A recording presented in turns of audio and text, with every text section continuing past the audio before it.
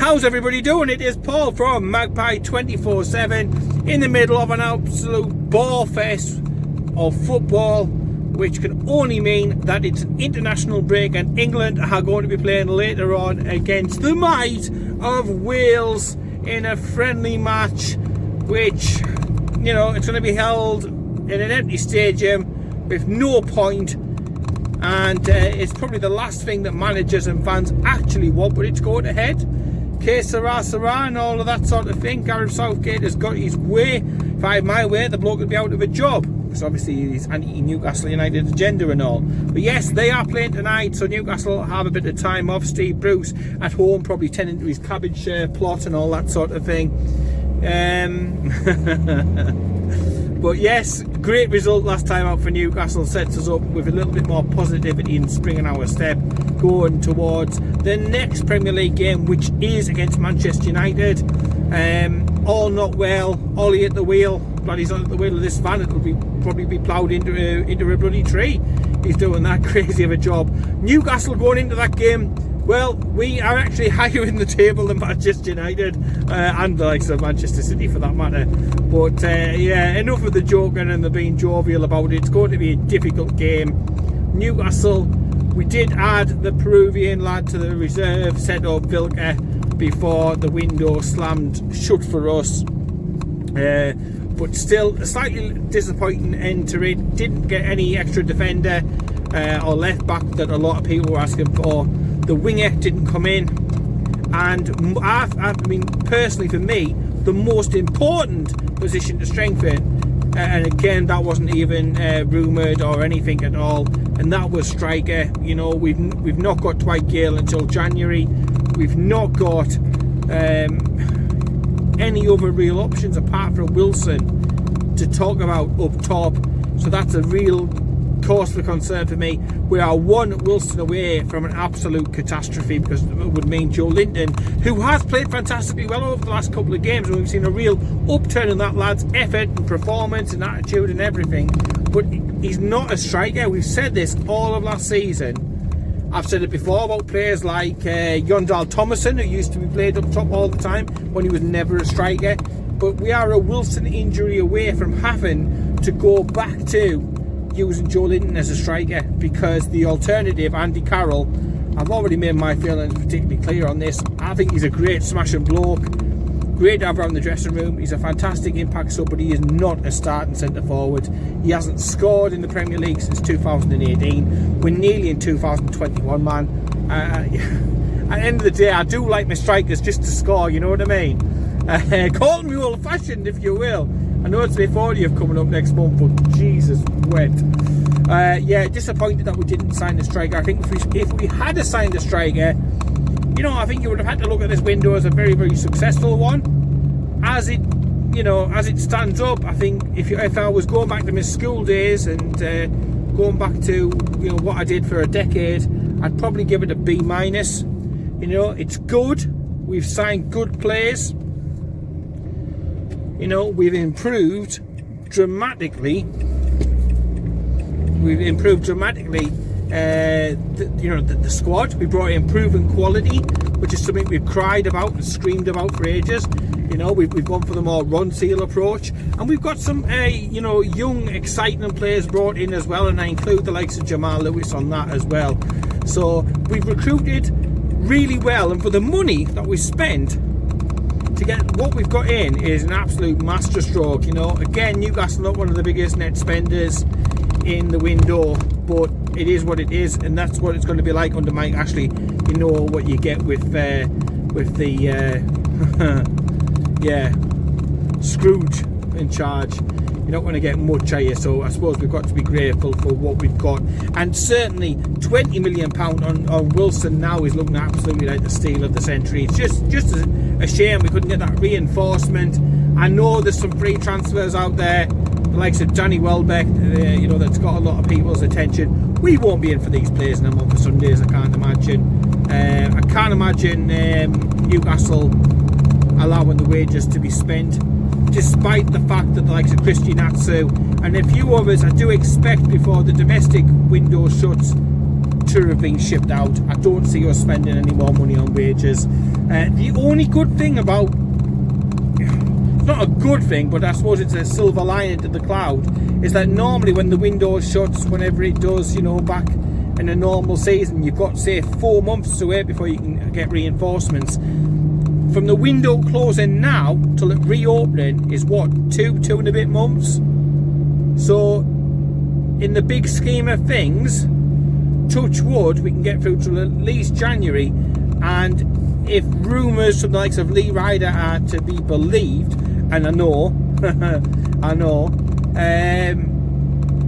then there is still funds there. There is still wiggle room for Bruce to go out and to further strengthen the squad in January if we need it. And I'll touch on this very, very quickly. If you believe in Breadgate, and if you believe in reading as much into a picture of a kitchen scene as possible, then other things may have developed before then as well. So who knows? Fingers crossed on the takeover, Breadgate. I will not rise to the bait. Oh God, I'm no good at puns. Rob was always the pun lad. Rob is the pun Jedi master. So I ain't gonna start to step on his toes. But Twitter alike with rumour, counter rumour, plane watch, helicopter watch, bread watch, and I mean at first I thought it was something to do with that popular bakery show that, again, I can't be asked to watch, to be honest. It's not my cup of tea. Bake Off or whatever it is. I love Newcastle supporters. It's the only ones who can see a loaf of bread and read so much into it in different, you know, variations of what may or may not be happening. It's cracking. It's cracking. Everybody else is looking at transfers for tens of millions of pounds on transfer deadline day. We're looking at bakeries and stuff like that. You've got to love it. It puts a smile on your face because, let's face it, at times the football doesn't. But the transfer window, getting back onto that for Newcastle, I graded it a B- if I was doing my old school ways and stuff, because the players we brought in, I think every single one of them have been good signings. It's just that we needed a little bit more. We needed the squad padding out, and some of the inefficiencies and the inequalities, if you like, in the squad needed to be addressed, and I don't think there were. I think Bruce probably was after one or two loan signings to finish it off, but alas, it wasn't meant to be. I think one of them was probably Brewster, who went to Sheffield United for an absolute bucket load, and Newcastle weren't going to compete with that. And you know, it's the state of affairs that we're in, that we couldn't compete with Sheffield United on that particular deal. He'll get more football down at Bramall Lane, of course he will, but it would have been great to have somebody extra on the bench as another option for a striker, a goal getter, if Wilson needs to be rested for whatever reason. If Wilson's got a knock or an injury or anything like that, it would have been handy to have the additional firepower. But yeah, alas, it's not to be. I still think we've got a better squad than we had last season. I still think the squad should be able to stay clear of the relegation picture, and I think at the end of the day, that's all that Mike Ashley is asking for. It's not what I'm asking for, it's not probably what you're asking for. I want Newcastle United to be competing at the highest possible table.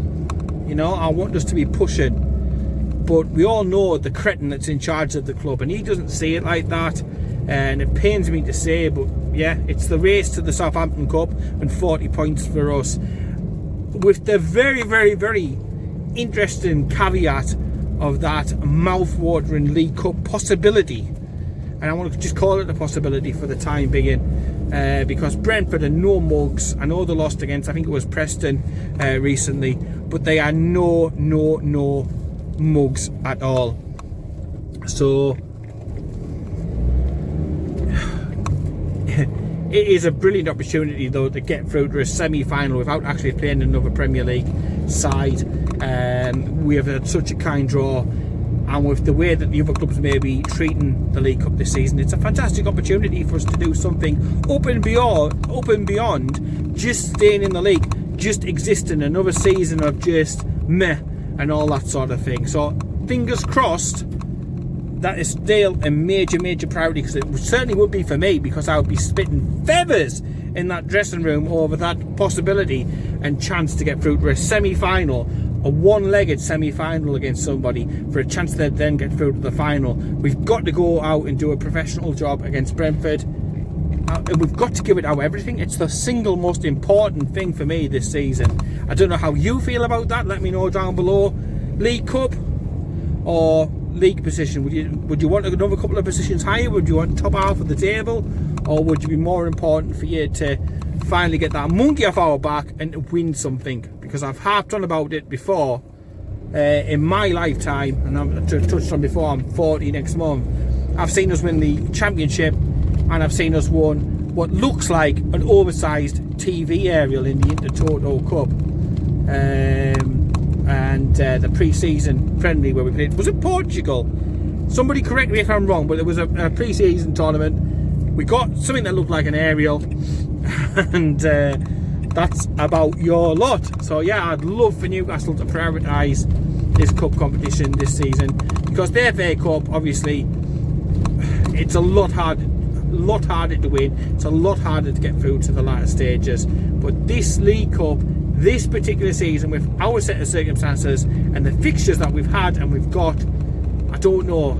I just hope the stars are aligning, and I also hope that Boris Johnson manages to find a set and to find a way to get fans back inside the stadium. Because let's face it, if you can go to the Royal Albert Hall and listen to your classical music and all that sort of thing, then to me there should be no problem with going to a football game, you know, in a COVID safe way and all that sort of thing. I just don't see the particular problem. But you, again, let me know down below if you see problems, or if you think like myself, and when I signed the petition about another 158,000, that football stadiums should and do need to be opened, and we need to get back to some sort of normality in amongst this sea of COVID shite. Anyway, I'll let you go. England match on later on today. If you haven't checked out Kyle's podcast, he's special with Malcolm McDonald, please do. They go through everything. He's, you know, before joining Newcastle, his time in Newcastle, relationships with players and managers, through to England and the situation that he had whilst playing for England. And again, another biased manager at the time. Scoring the 5 goals in the one game, and still being responsible for records for Newcastle left, right and bloody centre. It's a great listen, couple of hours. Get yourself a drink or two, sit back, listen to that. I did yesterday, a fantastic listen. I really enjoyed it. I know Carl was absolutely over the moon with it all. There's also an announcement on there with regards to the podcast and some exciting changes about that. I hope you will approve of that as well. Anyway, need to get back, because in between work, packing to move, it's all hands on deck. Hope you're okay. Take care, keep it tuned, even though bloody England are playing later on. And I'll speak to you later.